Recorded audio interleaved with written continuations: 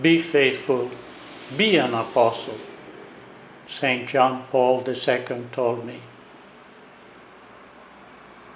Alejandra Vaney is a lawyer that in the 1990s she moved to Poland from Argentina to help the beginnings of Opus Dei's apostolic work in Poland. John Paul II loved people one by one and had a universal heart that led him to love every charisma of the Church. On one occasion, I saw how he approached a group of Carmelites and made a joke to them, telling them, "Did you escape the cloister?" I also saw how he became an Italian with the Italians. Specifically, while receiving an Italian family, he commented, "But how? The nono and the nonna, that is the grandparents, are left standing?" And he took care of getting a chair for each one. He showed great delicacy in dealing with each person. In an audience where I was present, a gentleman was showing him a book. As it was very heavy, the book fell to the ground. Instantly, those present laughed. The Pope then looked at us surprised and made us notice our lack of charity.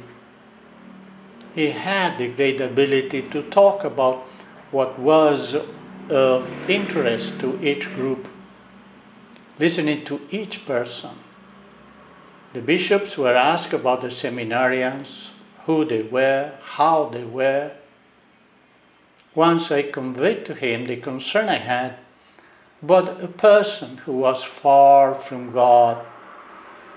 Getting serious, he told me, "Are you praying to Saint Josemaria for him?" "Yes, I am," I said. "Well, trust him," he replied. Then, with that capacity he had to go from the most sublime to the most human, changing his serious face, and with an accomplished smile assured me, "Don't worry, the Pope will pray for him also." When he met my parents, he was very affectionate. As soon as he saw them, he said, "I want to thank you." He was referring to having a daughter fully committed to God and accepting that she lived in Poland away from them. I especially remember the time I saw him with a group of Polish women.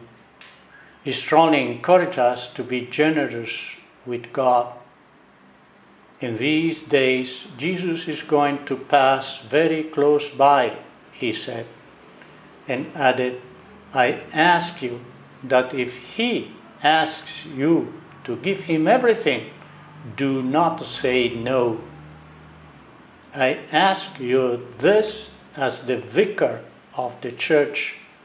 I ask you as the vicar of Christ. It is the strongest argument I have." The last time I saw him, a few days before his death, I told him that he had been with us more than ever because we had prayed a lot for him.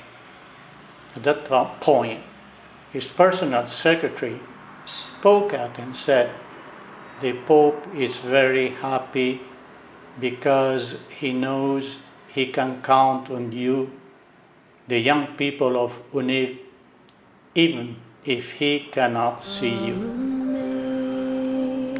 Amazing.